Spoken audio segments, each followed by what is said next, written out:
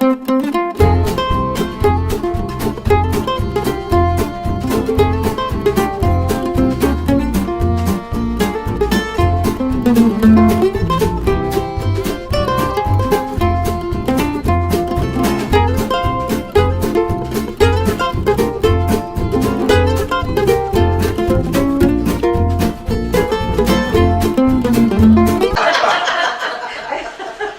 the nominating committee. The nomination of candidates for the Prospect Hill Back Bay Neighborhood Association Board for 2015-2016 are President Emeritus Gloria Schwartz, President David Stropolino, Vice President James Ross, Secretary Jackie Chamberlain, Treasurer James Ross, Member at Large Raymond Benedix. Is there anyone else that wishes to be nominated? Don't jump all at once. Okay, otherwise I need a motion to elect the officers. I make a motion we elect the officers. Second? I like to do that. All in favor? Aye. Any nays? Congratulations. I know how much you want the job. Do we get a raise this year? Yeah. No, the economy wasn't that good. Oh, okay. I was gonna tell him he was getting double what he got last year. Well, Jim gets double because he's holding two positions. Oh, what did Yeah. Jim? All right. Marilyn and Roger aren't here. They No. said they were coming. I talked with Roger, and he was having some kind of a medical procedure on his foot today, so he said he wasn't gonna make it. Oh, all right. No, she told me she'd see me tonight. She was at the surgeon. Yeah. Okay. Well, all right. Skip ahead to the fire department report. All right. Guess he's up first. Hello, hi, how's everybody doing? Glad to see you again. Haven't seen you all summer. Glad to be back. Update a little bit of things, a few things that have been going on through the summer. We got a new boat. I don't know if you saw that in the paper. I don't think I talked about it the last time we were. I was in the process. Surplus equipment through the Department of DFS. We were able to get a new boat with a motor, flat bottom aluminum, which is really important for us. We're using it specifically the boat below the dam, where it's very shallow and rocky. So we got that for just the price of writing a letter. So we were lucky there. So we put that in service this year. We selected, I put together a ladder truck committee. I know that you were aware of that last time we spoke. We selected a company called KME to build our ladder truck. The paperwork and contract has all been signed. In fact, this morning I was just told that it's all completed. So I've made a phone call to the company. So one of the nice things about having a new ladder truck made, we negotiated a loaner ladder truck. So I'm hoping to meet with them. Well, now it's already going to be Thursday tomorrow, so probably next week, and go get the loaner ladder truck. Part of the negotiations with all the companies was whoever we signed the contract with, they would provide us a loaner, because if we take a ladder truck out of service now to change the oil, we're down a ladder truck, which to me is unacceptable. It's too dangerous. So we were able to get that. So I'm going to go get that soon. And that was at no additional cost. That was just by signing on the dotted line. So I'm pretty excited about that. We also got a grant recently. I don't know if you read that in the paper. We have a grant for 7 firefighters to start in January. That's a 2-year grant, approximately $1.2 million. Or am I getting my monies confused now? But it's in that neighborhood, because the ladder truck was in the same neighborhood too. We're going to hire 7 firefighters for 2 years. I've been doing interviews all last week and this week. We've interviewed 13 firefighters. Now it's in personnel office. That procedure will be started. We'll get the names picked. We're going to get them measured for turnout gear. They're going to start with us the first week of January. I then, when I got the grant, wrote a letter to the academy because they wanted names before they'll give you a slot. And I told them it defeats the purpose of the grant. We're trying to keep our overtime down. I'd like the training slots right away without a name. And they agreed because it is a grant. So they're going to start the academy January 19th, which I'm very excited about, because we'll get the biggest bang for our buck, so to speak. They'll start the academy right away. 9 weeks there, then they'll come back and fill holes in our shift, help us keep our overtime down. Fires, we've had a fairly slow summer. We've had a lot of little fires. The guys and girls in the fire department have done a wonderful job keeping them small. The last fairly decent fire was in South Lawrence just this past weekend. It was an empty house under reconstruction. It looked suspicious. We're still investigating it. A lot of heat damage, but the house is still standing. Unfortunately, it's going to require a little bit of repair. In this neighborhood, we had another fire down in Tom Borello's junkyard, old junkyard. It was fairly small. Looked like homeless had probably not set it, but caused it. We've tried to clean up the area a little bit by removing some of the trees. We have some cameras hidden to try to catch anybody else who might be going in there. We're trying to, third fire we've had in that property, so we're trying to reduce that, try to keep it safe and keep everybody out of that. Pretty much that's all that's really going on lately. I just came back from DC. I was down there on a conference. Some exciting news, I think, for the city of Lawrence and Lawrence General Hospital is Paul Brennan. I was down there for International Association of EMS Chiefs, which I am a part of, being a paramedic and the chief. And Paul Brennan, who works for Lawrence General Hospital, runs the ambulance and paramedic service that covers our city, works with us and the police department quite closely, has been elected as the International Association's president, which I think is pretty good for us. It gives Lawrence some exposure. You never know what it might do for the city of Lawrence in the future. But at least now we have a Lawrence guy in a position of EMS, organization, some power. So that should help us. The other thing I did was really took from the police offices. Mr. Fitz is way ahead of me with ideas and such, and his wonderful band of brothers here. So they made up these cards that were bilingual, Spanish one side, English on the other, and they did it in blue. And I thought, that is a great idea because it's the emails that you need, the numbers to, you don't have an emergency, but you just want to talk to somebody, all kinds of, we have an arson hotline, my phone, the deputy on duty, fire prevention, the electrical inspector. Those numbers aren't necessarily handy. They have obviously different titles. But I took their idea and we did the exact same thing, except we made ours in red.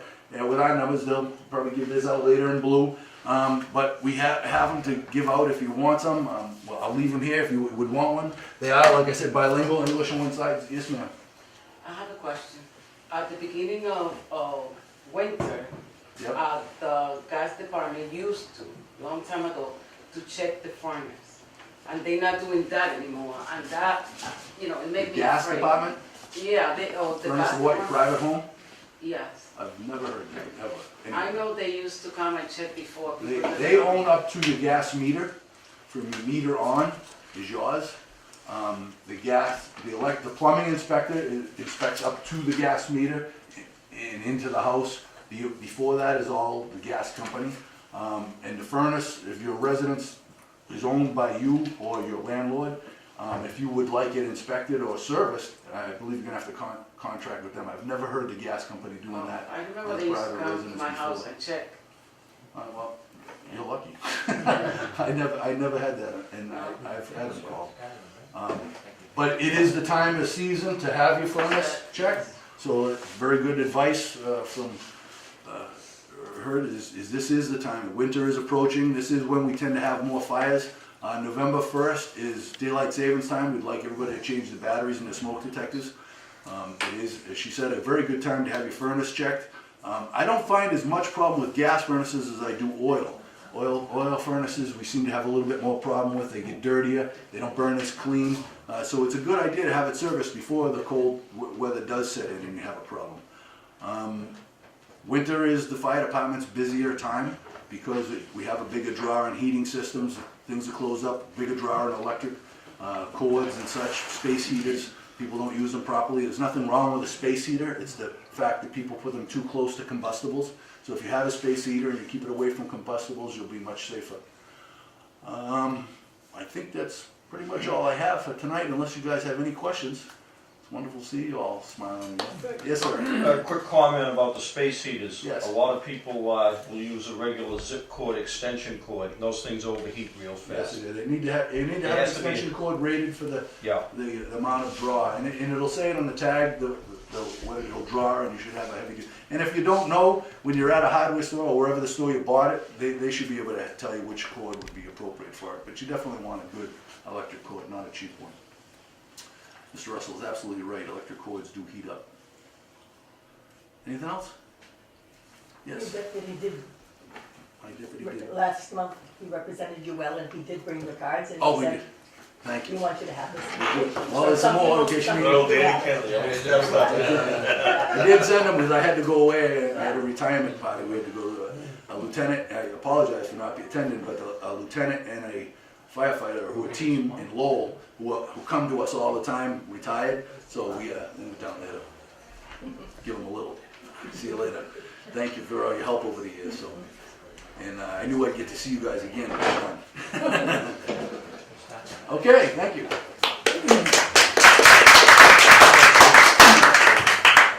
Police? All right, thank you, Sergeant. Good evening, everybody. It's nice to be with all of you tonight. You need a mic? What's that? No. You can hear me all right? Your little meter go crazy over there? Homicides, there was 0 citywide. Good evening, Representative. Citywide, there was 0. Robberies, there was 0. Citywide, there were 15. Non-domestic assaults, there were 2. Citywide, there were 31. Commercial burglaries, there were 3. Citywide, there were 17.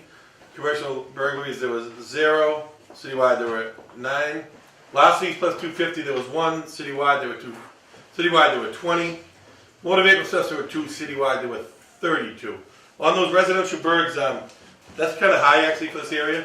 So just be vigilant and pay attention to what's going on in your neighborhood. Those were on Berkeley, High, and East Side. So they're all spread out. But you know, a lot of these things are just crimes of opportunity. People leaving doors unlocked and windows up and out of the house and stuff like that. So pay attention to your house and your neighbor's house. That's always helpful.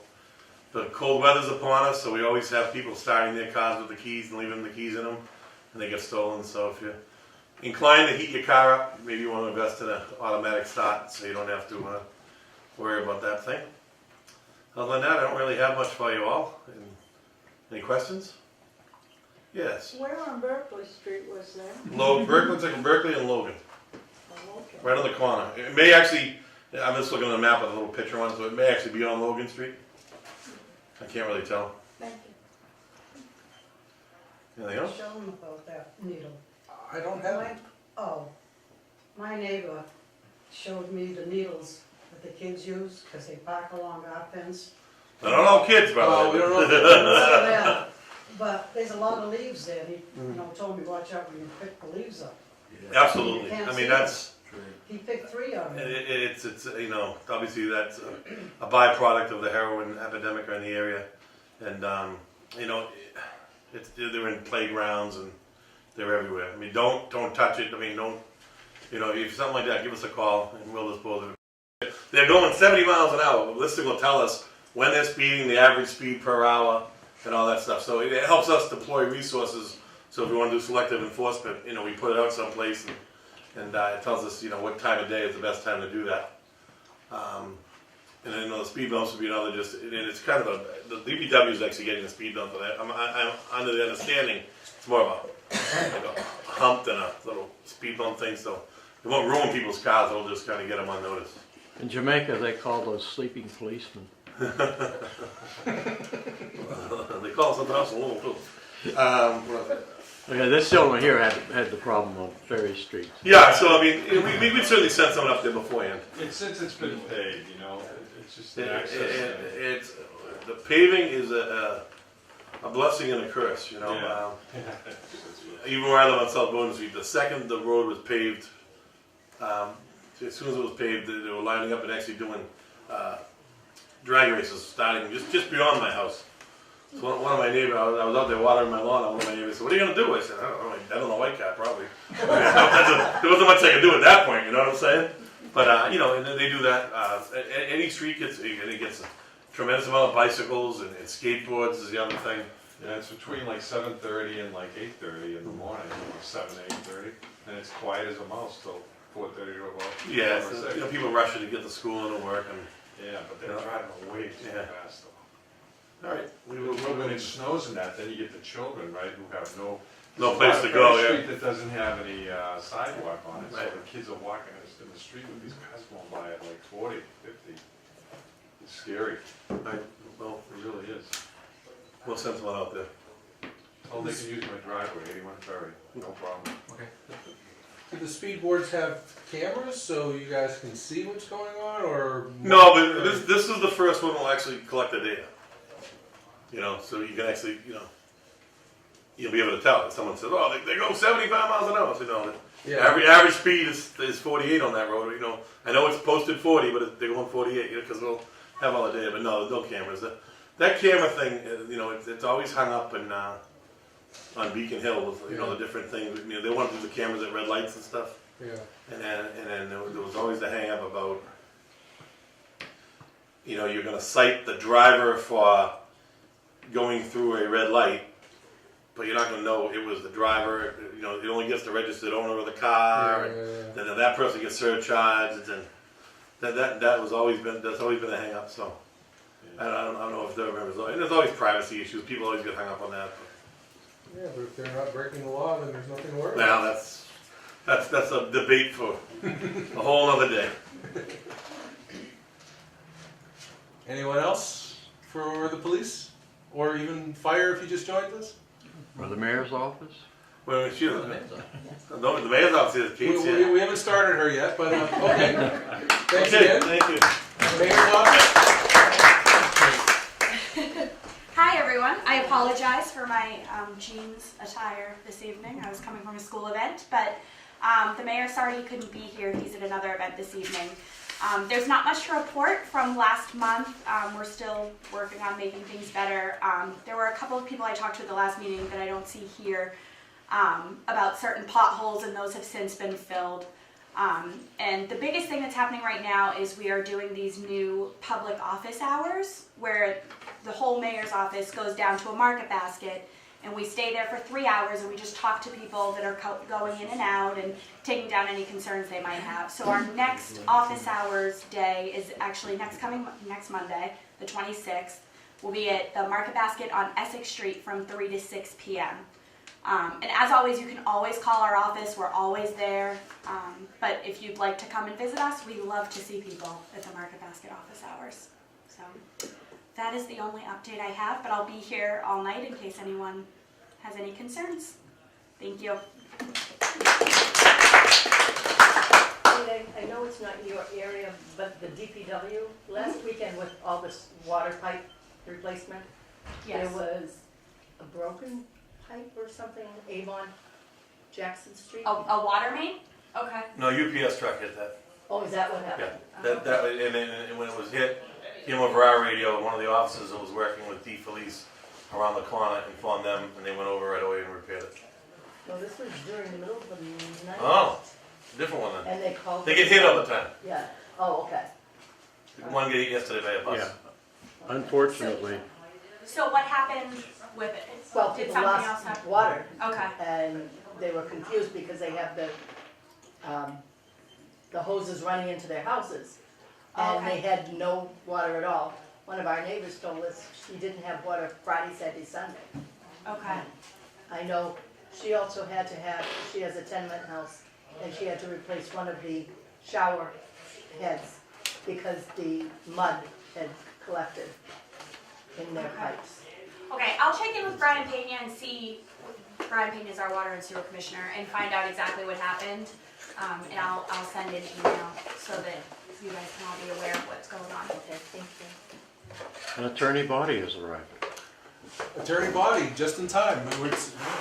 Well, it's actually a little past you on the list, but. Well, that's okay, if you've already passed me, I No, we were waiting. We were just filling. The police and fire gladly stepped in. Well, I get sidetracked, I went to school here, and I spent a lot of time going through the school and reminiscing a little bit, so I apologize. I did the same thing when we first started meeting. Yeah, I haven't been here in, 20 some odd years, maybe 23, well, actually probably about 20 years. And when I do come to the school, the last couple times I came, it wasn't down to this level, so. Well, I remember playing, like, we used to play indoor dodgeball and things in one of the rooms down here. That's where we had our gym classes, so it was kind of neat. Well, since it is your time, well, first of all, welcome. Thank you for coming. Thank you. And I understand there are special refreshments just for you, or the special snacks that you might be Are they interested in. poison? No, I didn't make them. Oh. Is there anything you would like to address to the crowd with? Well, I guess I should come forward so. No, I'm actually, this is the first time I've ever been invited to speak at a neighborhood association meeting, and I'm really pleased. It's my old neighborhood, and where my family has lived for generations, going back into the late 1800s. So that's kind of neat, and I think that it's particularly nice to have somebody think that our department does something that's worth speaking to people about. So I guess what I'll do is just kind of start off by talking a little bit about our department and what we do for the city. We're in the 3rd floor of City Hall, right next to the mayor's office, and we have a staff right now of 3 people. We have 2 attorneys and 1 paralegal. At one time we had 9 people. We had 5 attorneys and 4 paralegals.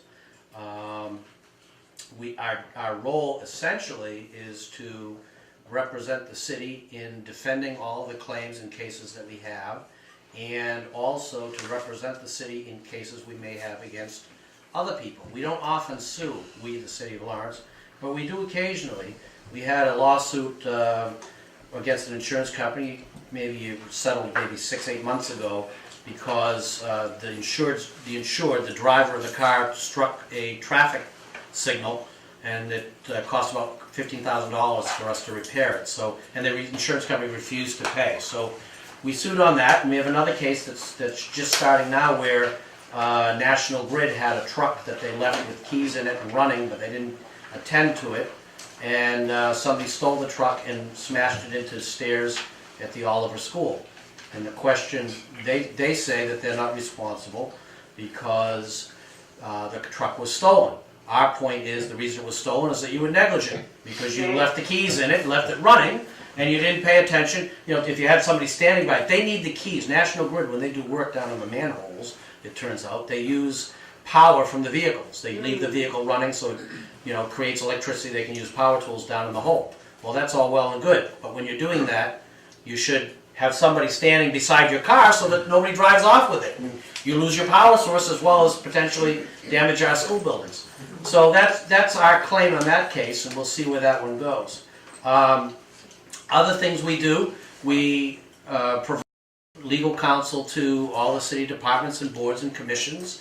So if they have legal questions, or they want to know something about the law or what the implication is, they ask us for that. We draft all the ordinances for the city, all the claims. Sometimes people hit potholes, or some city employees will inadvertently damage their property, and we handle those claims and determine whether they're a viable claim.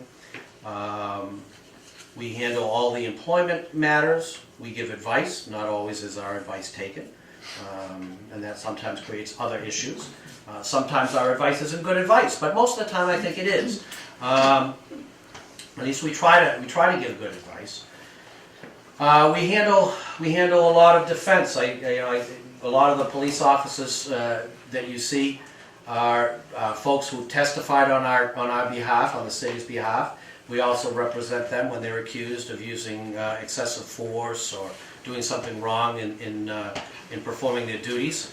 One of the things that we do a lot is we go before the Alcohol Beverage Control Commission in Boston, and we do that typically to defend discipline against license holders. So we'll have a license holder who his license is suspended or revoked, and they disagree with that, and we'll put on witnesses, and most often the witnesses are police officers, and we try to sustain the decision of the Lawrence Licensing Board to implement some sort of discipline. We also appear before the Appellate Tax Board.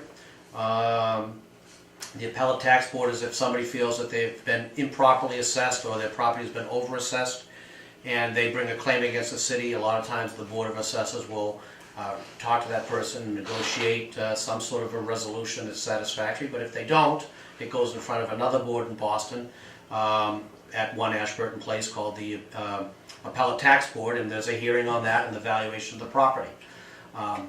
Probably, you know, in terms of neighborhoods, the biggest impact that my department has is in foreclosure of tax title properties. That's somebody who whose property has not paid taxes, and in some case, when I took my job over in 2003, we had 440 something cases in land court. Today we've got something like 40. That means that over 400 of these cases have reached an end result. Either the people have paid the taxes and taken the property back, or we've received a judgment and we own the property, and then the city turns around and sells the property. We had 2 cases that were perhaps most interesting because the cases were filed in court in 1953 and 1955, and in 2003 the cases were still going. We brought those cases to a judgment in around 2005, so cases were in court for 50 years, in the courthouse, an actual file in the courthouse. The problem was that this was property in South Lawrence. It had been a big farm, and it was purchased by a guy named McGee, and he owned this farm, and every 5 or 10 years he'd sell off 5 or 6 lots, and he'd do it again and do it again and do it again, and then in the late 1800s he died, and his wife continued to own the property, and she sold off parcel after parcel, and then she died, and her sister took over the ownership of the property and paid taxes on it up until 1953, and in 1953 she died. And so now we had this property that everybody who had any association with it was dead, and nobody was paying taxes. We started the tax case, and the court said, we need the original deed. We need to know who owned this property, who bought this property, and nobody could find the deed. Well, the reason they couldn't find the deed was because if you can imagine like a big cake, well, somebody bought that cake, and then they took a slice out, they took another slice out, and they kept taking slices out, and what you're left with doesn't look like the original cake at all. But that's what the deed was. So what you had to do is you had to trace the deed back to the 1870s when he bought it. And then you had to follow it forward with every time he sold it off. You had to look at what was being sold, and you had to look at plans, and it took 3 or 4 days just at the Registry of Deeds, just researching it. But we eventually came up with the right property. We were able to give the right deed, and then we had to locate the owners. And Dr. McGee, who owned it, was once the city physician, and he created so the things you find out, like you think that you have a name from 150 years ago and it loses relevance. Well, Dr. McGee, the city physician who owned this property, created a kind of a health tonic, a medicinal cure that he called McGee's Emulsion. And he sold bottled McGee's Emulsion. So Dr. McGee may be dead, and his land court case with his wife Bella lasted until 2005, but today, if you look on the internet, you can still find bottles of McGee's Emulsion. So his legacy lives on not only in the land court, but also in terms of McGee's Emulsion.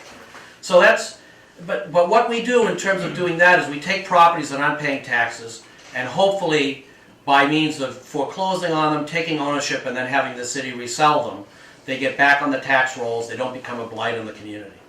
Another thing that was initiated under Mayor Lantigua, and it's been continued under Mayor Rivera, and it's going very strongly, is our receivership program. So we've had several receiverships, and there have been a couple here in Prospect Hill. One in particular was 9 Kendall Street, which was 9 Kendall? Yeah. And it was a property that was abandoned and vacant for quite some time, and it was eventually bulldozed, and it's now a vacant lot, which will eventually be sold, a new house will be built on it. Another one we have is 255 High Street, which is a home that was owned by the Albers family, and everybody died and that lived in the house, and the family now we're reduced to nephews, distant nephews and nieces, and about 14 of them, and nobody wants to come in and own this property and pay the taxes. So it went into receivership, and as a result of the receivership, it was sold. And so there's now somebody who's going to be restoring the building and putting it back onto the tax rolls. So in some ways, I think perhaps the most important way that our office has an impact on the neighborhoods is by taking these properties that are kind of bringing the neighborhoods down and getting them back restored and up to code and productive, and making all the abutting properties have value and look good, making nice neighborhoods. And I mentioned just one other one. One that the mayor just initiated recently is 27 Alston Street, which if you ever go by 27 Alston Street, it's all overgrown. The owners in that house also died, and the family has no interest in it. And if that's the case, it's just going to sit there vacant for many, many years until something happens. And what the mayor has done in this instance is he's implemented a receivership. The receiver was just appointed last Friday, so they'll start getting access to the property, going in, inspecting it, creating a budget, cleaning up the yard, and eventually restoring it, and we'll get a nice property back out of it at the end. Receiverships can take anywhere from 6 months to 2, 3, 4 years. So that's in a nutshell what we do. It's sometimes not interesting, sometimes it doesn't have an awful lot of impact, and sometimes it's completely entangled in local politics.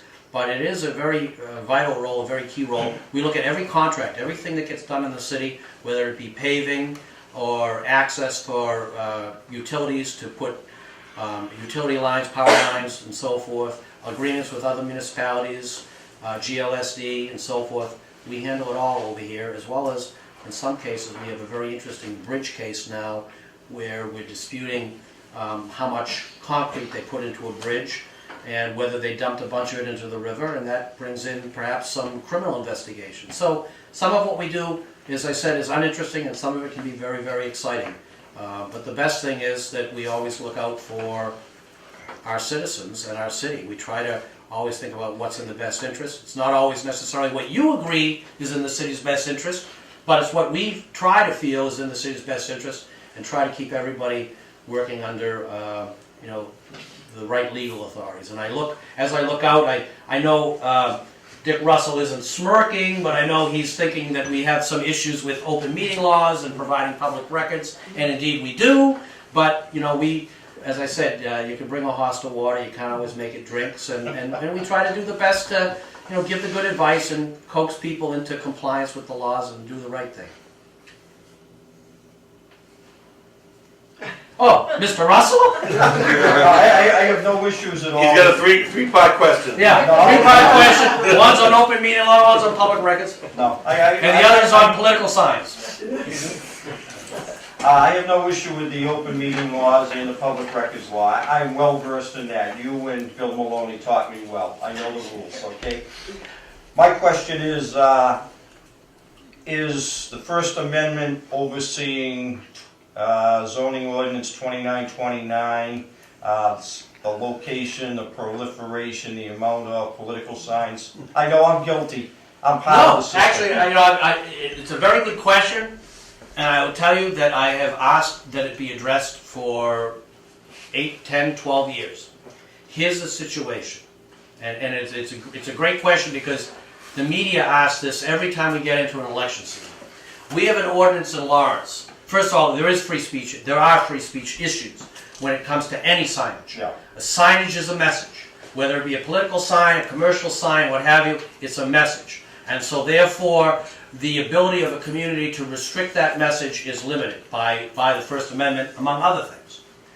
So in Lawrence, we have an ordinance. And our ordinance, guess what? Whoever drafted it, they weren't recreating the wheel or creating the wheel. They were stealing, and they stole the language from the town or city of Methuen. I don't know whether it was a town when we took the ordinance, but Methuen's ordinance and our ordinance are virtually identical. There are slight differences. But if you looked at one and looked at the other, word for word, they're almost the same. And Methuen began to enforce their political signage law 18, 20 years ago. And when they did, one of the candidates got upset because he said, hey, you're not applying this fairly, and sued the city of Methuen. And the Superior Court sitting down in Salem looked at the case and they said, you're right, this is not a lawful ordinance because it unfairly restricts political speech. How did it do it? It treated political signage differently from commercial signage. And you can do that, but you have to be able to justify how you do it. So Methuen didn't do it right in their ordinance. So now someone comes to me and says, 12 years ago, we've got Joe Blow, his sign is only supposed to be whatever it is, 3 square feet, and instead he's got a 20-foot, in fact, I'll tell you one of the instances of it. Mike Sullivan, okay, Mike Sullivan, there was a By the Boys Club. right, there was a sign on a wall of a market down by the Boys Club. It was the entire wall. It was, maybe 12 feet high, 20 feet long, whatever it was. Mike all different still people are coming. This city is still telling welcome, welcome, welcome. We have room for you, we have space for you. Even we have small land, but our heart is big. So people start coming to Lawrence, and Lawrence is the one of the only city saying every nation, if you want to raise your flag with American flag, of course, welcome. So I am inviting all of you next Tuesday. Don't forget to visit Marcos Devers Saturday. Noon, ma'am. Lunch. Not breakfast, not dinner. Lunch. Thank you very much. So noontime, there in front of the City Hall. Okay? If you miss, you'll miss one of the best food at your life. I'm not working, I'll be there. Okay, then lastly, again, Arlene is our trustee, but at the same time, she's the member and for our Friends of Library. I am humbly suggest all of you, if you are not a member of Friends of Library, please be a member. How much you charge, Mr. President? He's the president. $15 only. Any cost. Any cost. If you want to pay 10, he said that's fine. You just become member, and seriously, Friends of Library, they do excellent job. And I say excellent, somebody has to say, hey, explain to them. Everybody say excellent. Well, they bring authors. For example, yesterday there was a great program. Next month they are having, every month they are bringing either local authors, famous authors, and they are having great programs. They are also giving the money for all kinds of museum passes. That's not in our city's budget. That's Friends are giving. So when you become a member, you are helping your library, you are helping your community. According to my friend's information, we have a member even from New York. And that lady or man, may God give her good life, she is sending every year her $15 or $50. Even she is living in New York. All we are living in Lawrence. If you are not becoming a Friends of Library, I don't want to say anything else. I'm just saying, I'm just suggesting you. So please support your library, support your city. Library is one of the important facility in our city. Thank you very much. And don't forget to support the school committee. I think I'm the only one, so I think... Yeah, support you for school committee, all right, but they don't put that... Oh yes, thank you very much. You see that experience talks. Thank you very much, Myra. Yes, ma'am. I know Roger was kidding, but thank you for Donovan Park Square, Parker Square. What you No did for problem. him. I mean, I learned, thank you very much for reminding very important thing for me. Roger, your dear husband, asked me something one time in my life, at his life, one thing he asked me, right? I did right away. Absolutely. How did I learn? Who did I learn this act? Honestly, in Turkey, which is my home country, if you are in a manager position, when somebody asks something, you could hear. Somebody is asking, you could hear. Waiting. That's the culture over there, right? So in American culture, I learned from my dear director, Maureen Limo, right? I worked with her 16 years until she became ill. She never delayed anything. If somebody asks something, right away. That's the culture I have learned from her. Then I said myself, you know what? If you live in this country, if you learn American culture, you must follow it. That's the reason, whoever is asking me something, if I have that energy, I do right away, without delaying. Thank you very much.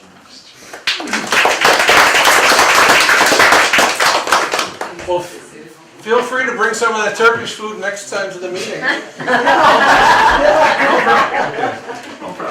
Anyone else? He said it all for Okay. me. Myra Ortiz is running for city council. And I would love your continued support. We're almost there. That's the way I feel right now. We're almost there. And it's been an enjoyable road. It's been enjoyable. But there's a lot of work still to be done in these 2 weeks, and so every vote counts. And we know that from the preliminary election, Mr. Russell, when we were down to the wire with 1 vote here and 2 vote there. Every vote counts. So if I'm your choice, or if you're undecided, please do talk to me afterwards.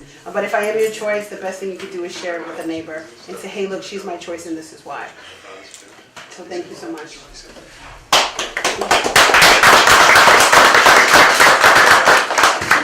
Anyone else? I see you. Yes.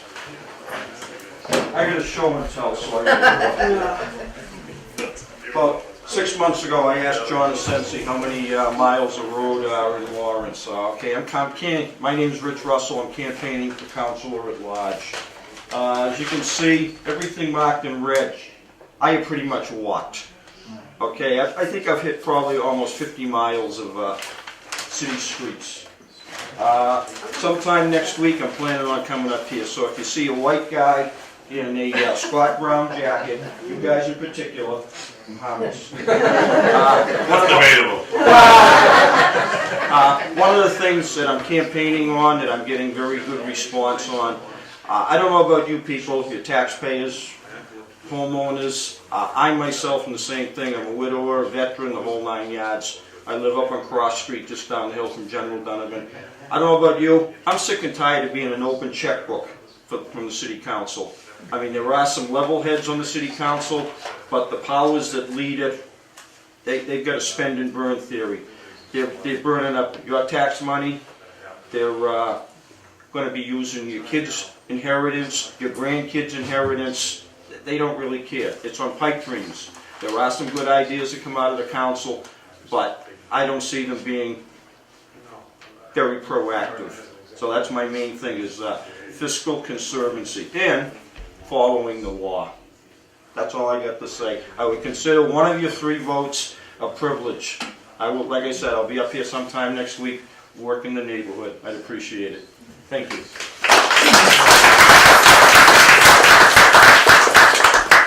We need to wrap it up. All right, and the Christmas party, do we want to mention? Yeah, we need to talk about the Christmas party, I guess, but we need to hurry. Okay, so let's hurry. Christmas party. What if, I called the China Buffet. The price is the same.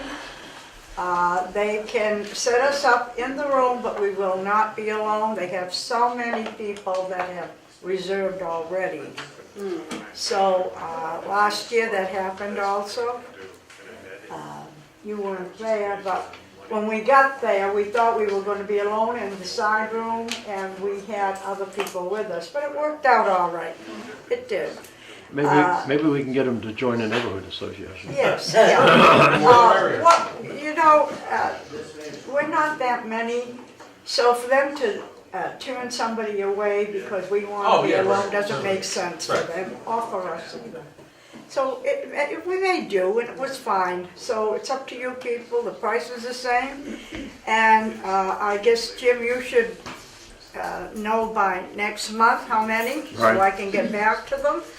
And you should have your money by the next meeting, maybe? Yeah. Is that what you want? Right. Okay. That'd be All good. right. The date is... It's going to be on the 3rd Saturday, Which is the 19th of December December. 19th, Yeah. what time? 1 o'clock or 12? What do you want? I don't know, what, I think if we get in at 12 o'clock, we can beat the other people. 12's fine. All right, so 12 o'clock, December 19th. Anyone who wants to join us for the Prospect Hill Back Bay Neighborhood Association Christmas party, feel free. And the price is? $10. And it's at China Buffet in Methuen. It's You a can't get a lot meal of- over there for $10. I'm sorry, I what? said you can't get a meal over there for $10, so this is a good eat. I would get in on You it. can't possibly eat No.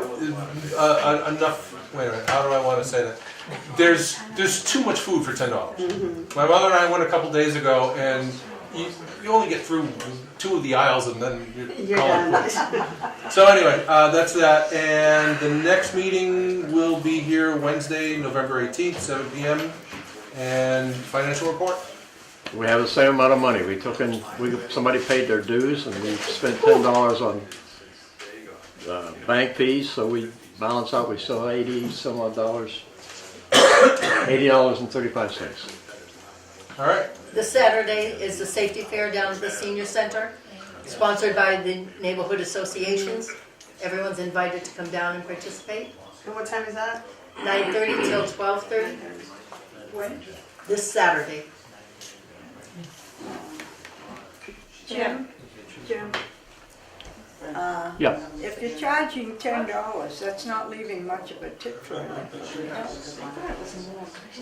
I think it was more last year. Did we charge more last year? It was 15, they're not leaving anything. Okay, well, 15, I mean. Yeah, or you're gonna get hit with it. How's I your get hit. bankroll? You know, I took a group of seniors there. I had hired a bus and we took them up to the Festival of Trees one year. And then I took them to the China Buffet. And I said to Martha, I want to include the tip in with the price. And she says, oh no, let them do their own. Well, we got there, not one of them left a tip. And when I said tip, well, they were in a rage, okay? Well, they already, I think it's, the number is 6. Over 6 people, they tack it right on your tab. Good thing I had my charge card. I had to pay it all. I got stuck with it. And I wouldn't want that to happen either. Well, yeah, and if we have anything left over, we'll just put it in the kitty for the neighborhood. So that's how it is. All right. So Anything better else? it's included, I think. Anything else before we adjourn? Anyone want to make it official to adjourn? Make a motion, we adjourn. Anyone second it? Okay. I second. Thank you. It's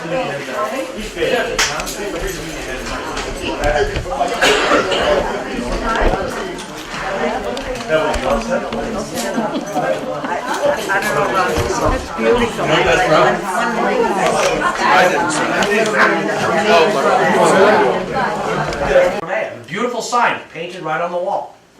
And somebody said, well, that's illegal. Yeah, under our ordinance it is. But here's the problem. If we enforce our ordinance, the Superior Court has already looked at it and said, this one doesn't work. This doesn't work in Methuen. Now we're going to try to enforce it in Lawrence. You know what we do when we enforce it in Lawrence?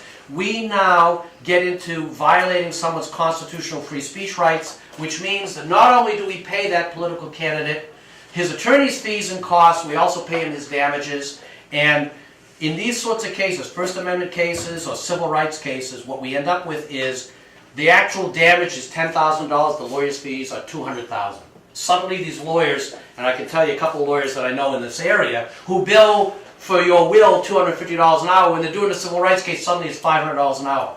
You know, they double and triple their prices for a civil rights case. And then they go to court and they straight-facedly ask the court to pay it. So, my advice is, and has been for years, whether people like it or not, since the court struck down Methuen, guess what? They're probably going to do the same thing with Lawrence unless we change our ordinance. So, let's not enforce it and expose ourselves to $200,000 in civil rights violation liability. Instead, let's change the ordinance. And here's an example of why our ordinance is flawed. A political sign is considered under our zoning ordinance, 2929. I'm going to take you at your word because you've looked at it and I know I'm smart enough to know not to challenge you on stuff like that. So 29, let's say it's 2929. So 2929 says a political sign is a temporary sign. And it says you can have a temporary sign up and you can have it, let's say, 60 days before an election and 30 days after an election. And it says that your sign can't be more than 24 inches square, let's say, something like that. Okay, that sounds all reasonable. That sounds good, that's fine. And if that were all it was, that's enforceable. However, now you have Pollo Centro, or you have Burger King, and you've got to, your entrance, they're doing construction on your entranceway, and so you need to direct traffic to a different entrance to your lot, so people can still go and get your food. Okay, so you put up a temporary commercial sign. Guess what? A temporary commercial sign, you can have it 4 feet by 6 feet, you can have it up for 8 months, etc. And where you come into it, commercial speech and political speech can both be regulated within reasonable bounds. But you can't treat commercial speech differently than political speech just because you want to. So what I've said is, I don't know which is the better choice. What we limit our political signs to or what we limit our commercial signs to. But here's what we ought to do. If we want to make something that's at least arguably enforceable, let's make it consistent. So it doesn't matter whether you're putting up a sign for McDonald's saying, come around to our entrance off Broadway instead of Essex Street, or you're putting up a sign for Russell at Large. Make them the same size, make them the same duration, make the same restrictions, because otherwise the city gets into a position where now the city has to say, okay, we're treating commercial speech different from political speech, and here's why. We think that political signs should be allowed, but they should be a little bit smaller than commercial signs because people you can't justify it. And in fact, some people will argue that your political speech is even more important because it's our ability to criticize our own government. So arguably, somebody would say, political sign, you should be able to have it up longer and larger than a restaurant sign or something like that. That's the issue we get into. My advice always is, and I know you want to follow it up, my advice always is, hey, tell you what, don't enforce it because it's a liability issue for us as much as it upsets people, and I agree it does. Change the law. I drafted a change, sent it down, asked people to consider it, it's never passed. And the reason it doesn't pass, and I say this respectfully to all the councilors, the mayor, all the elected officials, the reason it doesn't pass is because we're asking elected officials to regulate themselves, to put restrictions on themselves, and it's pretty hard to do. I don't want to put restrictions on me either. I put restrictions on you, Richard Russell, but I don't want to put restrictions on me if I can avoid it. No, the one issue I have is part of the ordinance that states that there shall be no more than 2 signs per property unless the property is bounded by 2 or more streets. Then it's a case of you can have 1 sign on each street. On each street, okay? Yep, that's true. I won't mention names. I mean, there's quite a few of them. There's quite a few locations. We all go by them. Somebody's got 5 signs on a fence, 5 different candidates. There's a thing down by the fountain that's got 5 And different... here's the argument you get into. I can elect three councilors at large. I can elect 3. And maybe I like Richard Russell, and maybe I like Marcos Devers, and maybe I have all sorts of people I might like. But I can pick 3. So why am I limited? I can only put signs up for 2 of the 3 that I love. Well, then why isn't the ordinance drafted to say you can put up the 3 councilor at larges and the district councilor? Why should we limit it? And I'm not arguing this point. I'm just saying the counter argument is why should we limit it at all? If you like a mayoral candidate, you like 3 at-large candidates, you like your district candidate, you like your state rep, etc. Why can't you have 10 signs? That's where you get into the problem. So what we're forcing, by limiting political speech in this way, and I'm not saying that we can't do it, there are ways to do it, but by limiting it in that way, we're forcing people to pick the candidates, because they can only have 2. Well, I tell you, I want to have a mayoral sign on my lawn. I want to have a Dan Rivera for mayor sign. I want that. And then, by the way, you know what? I like Brian DePena, I like Roger Toomey, I like this, I like that. And you have to pick and choose who else you're going to put on there. Why? If I like them all equally well, why can't I put 5 signs? Then why isn't that ordinance just totally wiped off the books? That's a question to ask your elected officials. Because there are a couple of ordinances like that where I've said, hey, there are issues here. What do you want to do? You can delete it or you can change it. Here are the options. Here's the language if you want to change it. But the council, I'm not the legislative branch of the city. I don't legislate. And you know, there are, every once in a while there's an issue that comes up, and as much as, you might read about things that I do and so forth, there are times where you just say, okay, here's my advice, but it's not, but that's a policy decision, or that's a legislative decision. I really wouldn't be doing my job if I started telling everybody how to legislate. I wasn't elected. I might like to think I was elected. I might like to think that my ideas are the best. But you know, I didn't run for office. And these are the elected officials who pass the laws. I suggest the laws. If they're not inclined to pass it. You can leave the old proverbial, you can leave the horse to water. Yeah, but you know, the problem with that is there's something implied in that because you leave the horse to water and it doesn't drink, the horse is wrong.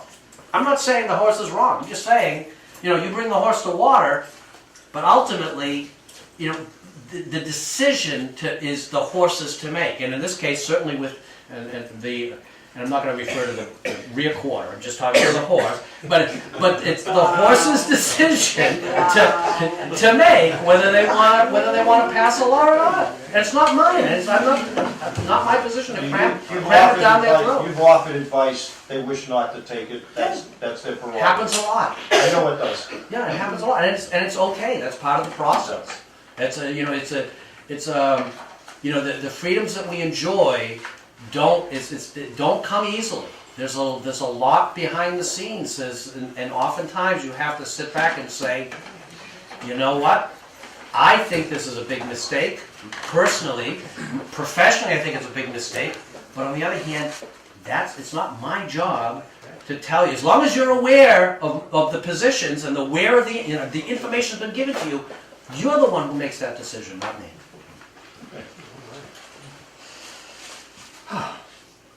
Okay, now I have no job for tomorrow, so thank you very much. Anyone else have anything? I do. Oh, yes. Oh, hello. I didn't even see you sneak in.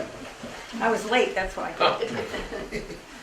I have a question. When is the memorial going to be done for the favorite son up here in Prospect Hill?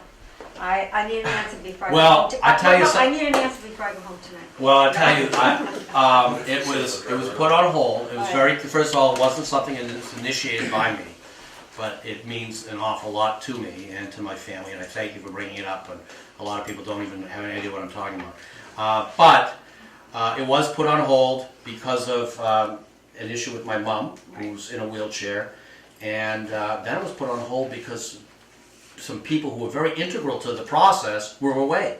They actually had taken a trip to Hawaii. I guess they're back. I've heard they're back. And if that's the case, then perhaps it's appropriate to sit down and try to schedule something before it gets too cold. Okay. So that's a good point. Okay, I'll bring that home, thank you. And I'll bring it home too, because I got to go talk to Mom. Yeah, I know. Yeah. She's the boss, babe. But thank you so much. Anyone else have anything? Yes. I would like to excuse Senator Barbara Letalian. She wanted to be here, but she couldn't be here. At the same time, as this 3A Neighborhood Association, Maria de la Cruz, would like to invite you if you want to be part of the building, because now we are going to be located at 112 East Havel, and you're welcome to have your meeting once a month over there too, if you would like to. Okay. Thank you. Okay. We have our meeting the first Wednesday of every month, then you can have your meeting the third Wednesday of every month. Okay. Anything else for the attorney? Well, thank you very much.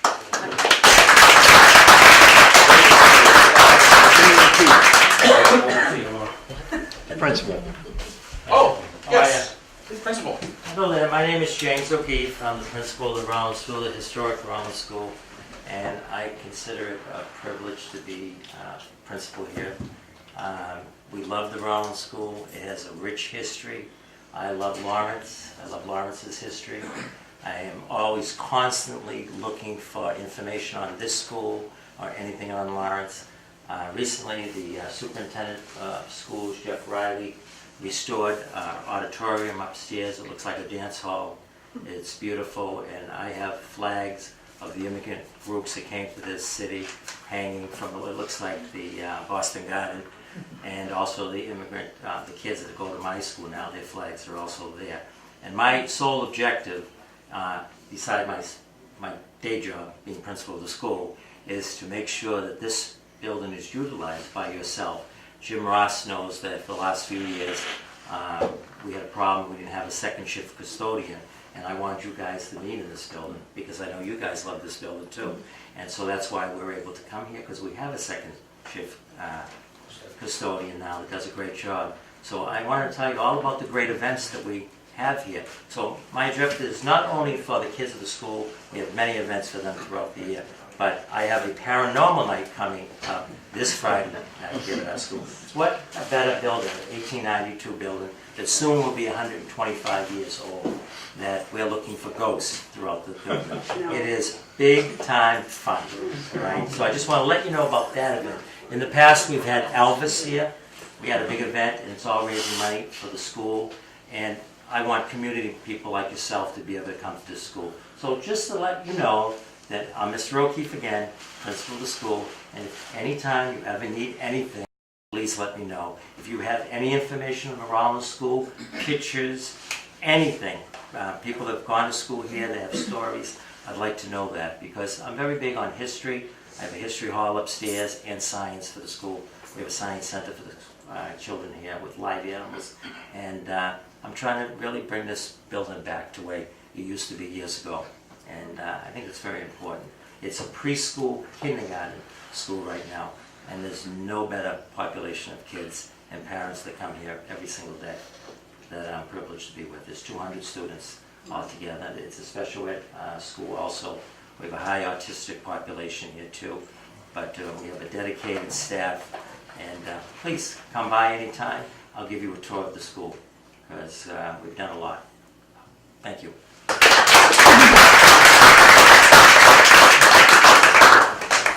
Mr. Devers, anything? Yes. You go to the front too.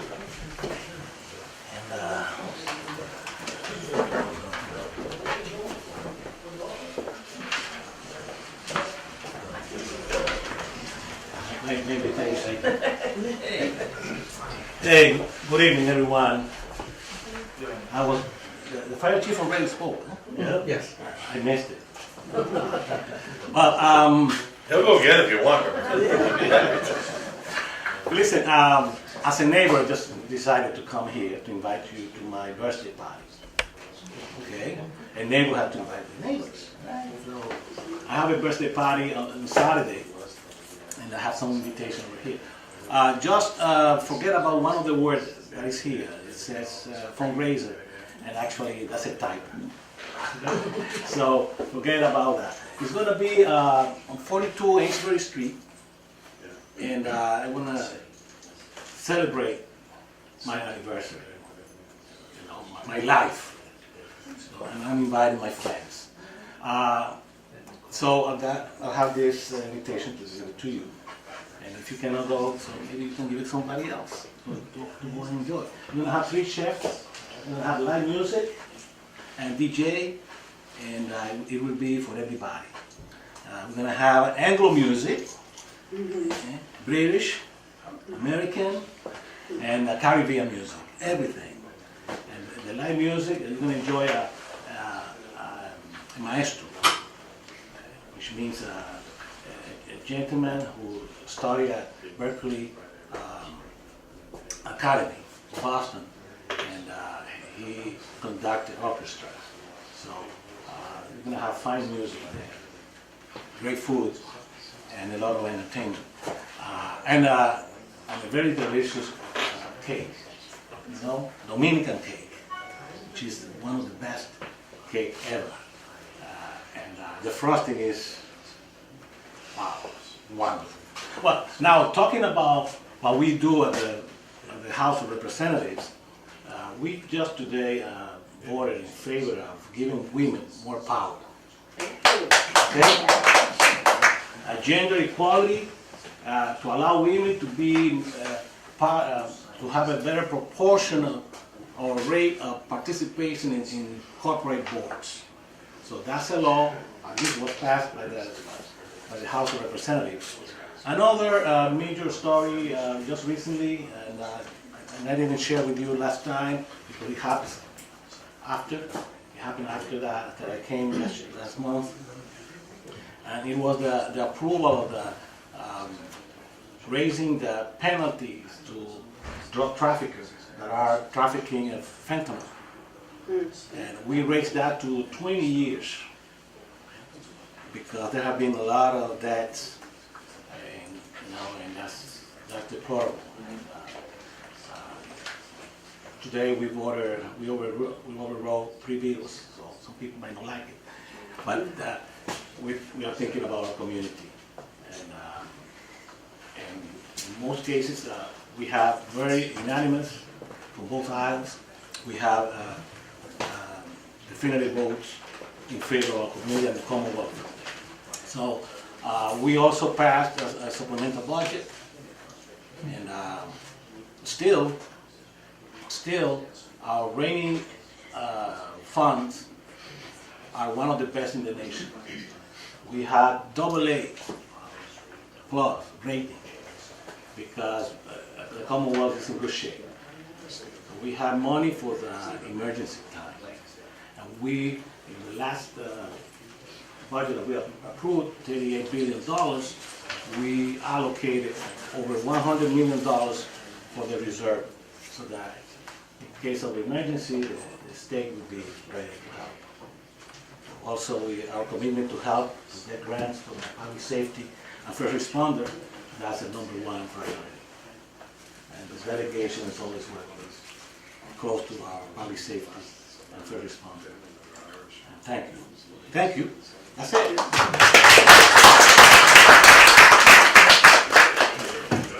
Thank you. Remember, forget that word. Mrs. Toomey, would you like to? I will. I'm solo tonight. I don't know there's too much of a tail. Oh, I understand. Up until this afternoon, Roger was coming, and he was very disappointed that he couldn't, but he had a minor surgery on his toe. And when the doctor said, I want you to keep this up, and I want you to do nothing, and he looked at me, and I looked at him, and he said, I have a meeting tonight. He said, Roger, you can't go to that meeting. He said, but it's all, I'll be sitting down, I'll put my leg up. He said, no, you're not going. So he's disappointed. He's looking forward to speaking with you next week. But I did promise that I would bring this beautiful gift that was given to him by the Prospect Hill Neighborhood Association at his party. And it has a new home on our mantle. And I'm going to this is a note that he had me write. So, thank you. He's looking forward to seeing you next month. Thank you. Before I left, he said he's doing his 6th annual pancake breakfast again. Oh, he is? Yes, on November 15th. Okay. At the Firefighters Relief Inn. November 15th. Keith had a wedding on the 8th. You know, Keith is the cook. Everybody knows Keith is our cook. The kitchen cabinet. Kitchen cabinet, there you go. And, but he has a wedding, so we had to postpone it to the 15th. Incidentally, I never told you because I haven't seen you since Roger's. Hi. Yeah. All those muffins that were left, all the muffins. All right. Keith gave them all to me for the center. Oh, nice. Yeah, so I sent him a nice card. Oh, good. Yeah, I did. But I wanted you to know that that's where they went. They went to the senior center. Good, I'm glad. Thank you. Thank you for coming. Anyone? Oh, I'm supposed to read the card? Well, first of all, it is really nice. People get to see it, and there's a plaque in the back. Cards.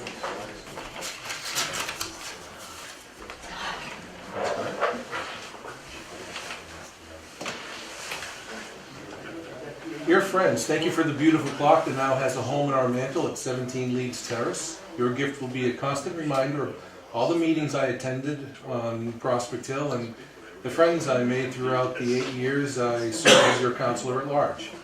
During my 14 years as a public servant, I had the privilege of meeting so many wonderful people like yourselves who have become like family. At this time, I am looking forward to another chapter in my life, more time with my family in Colorado, fun with friends, good health, and traveling. Thank you for your presence to celebrate the end of my political career. I will cherish the memories of the day to reflect forever. Warmest regards, Roger.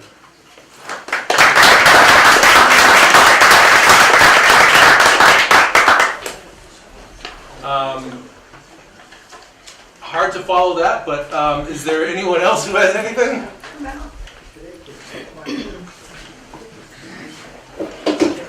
Hi. Good evening, everybody again. Keep it high. Last month, I said that to you, I'm not running school committee, right? You remember, because my trustees suggest me, not force me. This is a free country. And then I visited my dear director, our dear director, Maureen Nemo. Unfortunately, she still cannot talk, but how we can communicate ahead. So I asked her, I'm not overriding my trustees' suggestions, they are still my dear trustees. Whatever they said, I have to listen, because they are my boss. I'm pointing Arlene because she's one of our trustees, maybe you don't know. She is our library, is one of the trustees. Then my dear director, Morinimo, says, go. For that reason, and nobody is also still not running for sticker candidate, I don't want to leave my district without representing, because our good friend Myra is running for city councilor, right? So she is leaving her position for me, because nobody is running. That's number one. Number two, where is the principal? He left. If anybody see him, he should visit the library, because we have many things for this school and for every other schools. He just need to see you are recording, you can at least for the record, I'm telling, we have archivists, that's her job. We have all kinds of information. Our library is one of the rich library in this region. People are coming from California, Canada to research. Please, Mr. Principal, visit us, visit me. I'll help you for your needs, whatever you need. You are looking for this great school. And other thing is, everybody is talking party, that's good. Mr. Devers, my dear neighbor. If I ask you what is the best food in the world, you might say Italian, Lebanese. But I don't think any of you, besides Mr. Devers, any of you tested Turkish food yet. Alright? So the reason I'm saying Kat didn't answer me yet, what time you are giving us next Tuesday? 11:30? Your flag raising is at noon, isn't it? No. Yes. So, thank you very much. Mayor approved, as you see. I am inviting all of you next Tuesday. If you want to eat one of the best food at your life, including you, sir. Alright? So, next Tuesday, everybody, next Tuesday, there will be Turkish flag raising. Why I love Lawrence? I really love Lawrence. That's the reason God sent me this country. Lawrence, I never moved. Because we have, yes, Dominican, Latinos, but guess what? Just yesterday, I gave a tour in the library. I always ask, where are you from? Right? Somebody was from South Korea. Can you imagine? Just recently. Somebody was from Rome.